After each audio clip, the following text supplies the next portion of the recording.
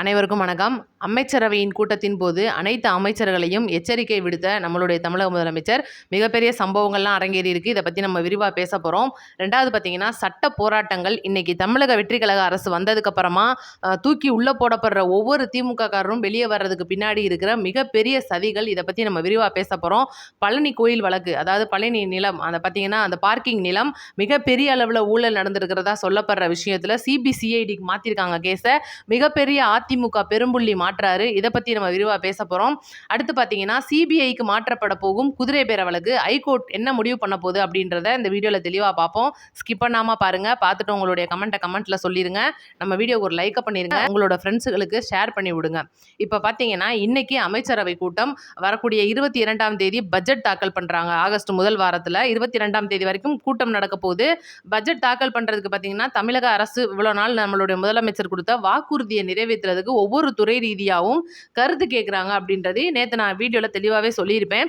இப்போ சமீப நாட்களாக பார்த்தீங்கன்னா, ஒவ்வொரு துறையில் இருக்கிற சில துறைகளில், உதாரணத்துக்கு புஷி ஆனந்த் அவர்கள் இருக்கக்கூடிய நீர்வளத்துறை மற்றும் ஊரக வளர்ச்சித்துறை, தொழில்துறையை சேர்ந்த அமைச்சர் கீர்த்தனா, அறநிலையத்துறை சேர்ந்த ரமேஷ் அவர்கள், மின்சாரத்துறையை சேர்ந்த சிடிஆர் நிர்மல்குமார் அவர்கள், இவங்க மேலெல்லாம் சில ஒரு ஊழல் குற்றச்சாட்டுகள் மாதிரியான ஒரு பிம்பத்தை இன்னைக்கு திமுக ஏற்படுத்தி கொடுத்துட்டு இருக்காங்க. பொதுமக்கள் அதை பார்த்துட்டு இருக்காங்க. ஏன்னா தமிழக அரசா நம்மளுடைய முதலமைச்சர் விஜய் அவர்களுடைய அரசு பொறுப்பேற்றதுக்கு அப்புறமா அதிக அளவு மின்வெட்டு ஆகுதுன்னு சொல்லிட்டு ஒரு மிகப்பெரிய பஞ்சாயத்து சிடிஆர் நிர்மல்குமார் அவர்களுடைய தலையில விழுந்துச்சு. நேற்று கூடங்குளம் அணுமின் நிலையத்திலிருந்து நிறைய முக்கியமான ஃபைல்கள் டார்க் வெப் மூலியமா திருடப்பட்டிருக்கு அப்படின்ற ஒரு சம்பவம், ஏகப்பட்ட விஷயங்களை அவரோட தலையில போட்டு வச்சிருக்காங்க. கீர்த்தனா அமைச்சரை பொறுத்த வரைக்கும் எப்படின்னா, பள்ளிக்குள்ளே போயிட்டு அந்த ஒரு மிகப்பெரிய அளவு ரீல்ஸ் எடுத்தது, இதுக்கப்புறம் பார்த்தீங்கன்னா நிறைய விஷயங்களில் ரீல்ஸ் எடுத்து போடுறது, தொழில்துறையை சேர்ந்த சில முதலீடுகள் கையை விட்டுட்டு போக போதோ அப்படின்ற நிலைமையில இன்னைக்கு அவங்க மேலே ஏகப்பட்ட குற்றச்சாட்டுகள் முன்வைக்கப்படுது. இதை பற்றி தனிப்பட்ட முறையில் விசாரிச்சிருக்காங்க. அடுத்து பார்த்தீங்கன்னா, அமைச்சர் ரமேஷ் அவர்கள் கூடிய இந்த பழனி விஷயம், கோயில் பழனி ஆண்டவர் கோயில் பார்க்கிங் நிலம் கிட்டத்தட்ட 100 கோடி விஷயம், அந்த ஒரு மிகப்பெரிய அளவிலான ஒரு ஊழல் விஷயமா அதிமுக சார்பில் இருக்க சில பேர் பெரும்புள்ளி சிக்கிறாங்க அப்படின்றதும் முழுக்க இதுக்கு டைம்லைன் கொடுத்து நம்மளுடைய தமிழக அமைச்சரவை, அதாவது நம்மளுடைய ரமேஷ் அவர்கள், அறநிலையத்துறை சேர்ந்த ரமேஷ் அவர்கள் விளக்கம் கொடுத்திருக்காரு. சம்பந்தமே இல்லாம ஒரு உறவினரே இல்லாத யாரையோ புதுசா உருவாக்கி இந்த திமுக உள்ள கொண்டுட்டு என்னென்னமோ வேலையெல்லாம் பார்த்திருக்காங்க. வழக்கு சிபிசிஐடிக்கு மாற்றப்படுறாங்க. சிபிசிஐடியோட முதற்கட்ட விசாரணையில அந்த அதிமுகவை சேர்ந்த பழனியில இருக்கிற சட்டமன்ற உறுப்பினரான ரவி மனோகரன் அப்படின்றவர் மிகப்பெரிய பெரும்புள்ளியா சிக்கிறதுக்கு வாய்ப்பு இருக்கு அப்படின்றது சின்ன தகவல் அடிப்படையில் வந்திருக்கு. இதை பத்தி நான் காலையில வீடியோல தெளிவா சொல்லியிருப்பேன். ஒரு துளி கூட ரமேஷ் அவர்கள் மேல சந்தேகம் கிடையாது நம்மளுடைய முதலமைச்சருக்கு அப்படின்றதும் இந்த அமைச்சரவை கூட்டத்தில் வெளிப்படையா சொல்ல வந்திருக்கு. இதுக்கப்புறம் மிக எச்சரிக்கையா விடுத்த விஷயம் என்னன்னு பார்த்தீங்கன்னா, அமைச்சர் சரத் அவர்களுடைய அந்த போதைப் பொருள் விஷயம் சமீப காலத்துக்கு முன்னால ஒரு ரீல்ஸா போட்டு இந்த திமுக பயங்கரமா போட்டு தள்ளிச்சு பார்த்தீங்களா. அவர் கடற்கரையில் ஏதோ குடிச்சிட்டு இருக்காரு, ஸ்டேடியத்தில் ஏதோ பண்ணிட்டு இருந்தாருன்னு சொல்லிட்டு இந்த மாதிரி விஷயங்கள்ல இன்னைக்கு நம்மளுடைய முதலமைச்சர் அவர்கள் நிறைய விஷயங்கள்ல கடிந்து கொண்டிருக்கிறார். அடுத்து மீன்வளத்துறை அமைச்சரான ஸ்ரீநாத் அவர்களுக்கு ஒரு சின்ன எச்சரிக்கை மாதிரி கொடுத்துருக்காங்க. என்னன்னா, ஒரு சில தூத்துக்குடியில் பார்த்தீங்கன்னா சில மீனவர்களுடைய படகுகளை இலங்கை கடற்படையினர் அட்டூழியம் பண்ணி பிடிங்கிட்டு போயிட்டாங்க. அதுக்கு பார்த்தீங்கன்னா அமைச்சர் அவர்கள் கேட்க போகும்போது அவர்களை சூழ்ந்து மிகப்பெரிய அளவில் பஞ்சாயத்து ஆயிடுச்சுன்னு சொன்னதும் எந்த ஒரு பதிலுமே சொல்லாமல் அவர் ரிட்டர்ன் வந்துட்டார் அப்படின்றதும் நம்மளுடைய முதலமைச்சர் காதுகளுக்கு போயிருக்கு. இதை பற்றின சில விஷயங்கள் நம்மளுடைய முதல்வர் அவர்கள் தனியாகவே கூப்பிட்டு கடிந்து கொண்டிருக்கார் அப்படின்ற தகவல் வந்திருக்கு. அடுத்து பார்த்தீங்கன்னா, ஊரக மற்றும் உள்ளாட்சித்துறை, அதாவது பார்த்தீங்கன்னா நம்மளுடைய புஷி ஆனந்த் அவர்களுடைய நீர்வளத்துறையில் சில டெண்டர்கள் விற்கிறதுல இப்போ பார்த்தீங்கன்னா ஒரு அரை மணி நேரத்தில் டெண்டர் தீர்ந்து போயிடுது அப்படின்னு சொல்லிட்டு ஒரு விஷயம். இதெல்லாம் பார்த்தீங்கன்னா இந்த அமைச்சரவையில் முழு பிரச்சனைகளுக்கும் தீர்வு காணப்பட்டிருக்கு அப்படின்றதும் முழுக்க பட்ஜெட்டுக்காக போடப்பட்ட கூட்டம் அப்படின்றது இன்னைக்கு வேறப்பட்ட விஷயங்கள் பேசுறதுக்கும் அமைச்சர்கள் மேலே இங்கே இருக்கிறவங்க யார் மேலேயாவது ஒருவேளை குற்றச்சாட்டு வந்தாலோ, எனக்கு தெரிஞ்சவன் தெரியாதவன் யாரையும் நான் பார்க்க மாட்டேன், பதவியிலிருந்து அமைச்சர் பதவியிலிருந்து நீங்க உடனடியாக தூக்கப்படுவீர்கள் அப்படின்ற ஒரு விஷயத்தையும் நம்மளுடைய முதலமைச்சர் சொல்லியிருக்காரு.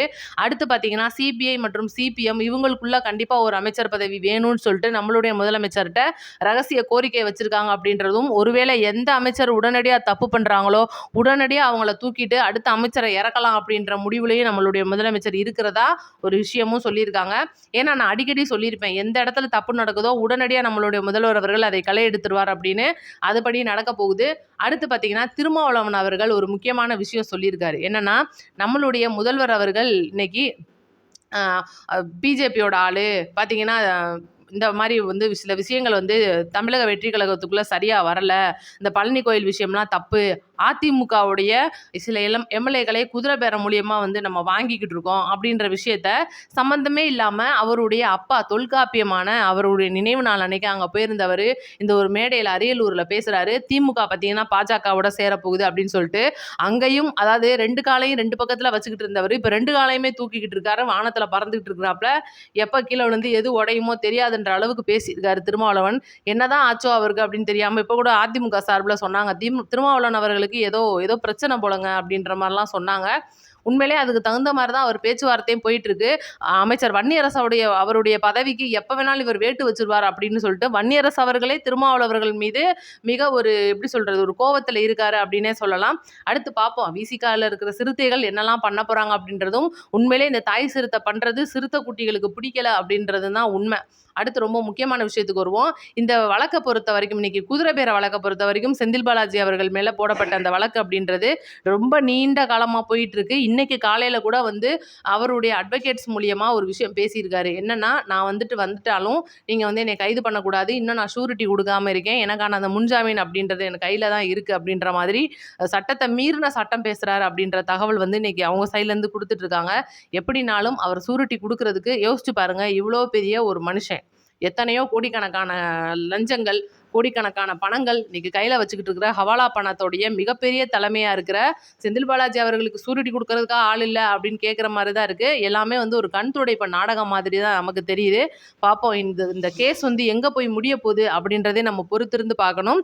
அடுத்து ரொம்ப முக்கியமான விஷயமா நம்ம பேசுறது என்னன்னா எல்லாருமே எதிர்பார்த்துட்டு இருந்த கரூர் மதியழகன் அவர்கள் கரூர் மாவட்ட செயலாளர் மதியழகன் அவர்களுக்கு பார்த்தீங்கன்னா ஒரு சீட் கொடுத்துருந்தாங்க. அவர் வந்து இப்போ இந்த தேர்தலில் அவர் தோல்வி அடைஞ்சிட்டாரு. எம்ஆர் விஜயபாஸ்கர் ஜெயிச்சிருந்தாரு. அப்புறம் அவர் ராஜினாமா பண்ணிட்டு இன்னைக்கு தமிழக வெற்றி கழகத்தில் இணைஞ்சிருக்காரு. இன்னைக்கு கரூர் மதியழகனுக்கு வந்து மிகப்பெரிய ஒரு பொறுப்பு ஒன்று கொடுக்கப்பட்டிருக்கு. வாரிய தலைவர் அப்படின்ற பதவியை நம்மளுடைய முதலமைச்சர் அவர்கள் கொடுத்திருக்காரு.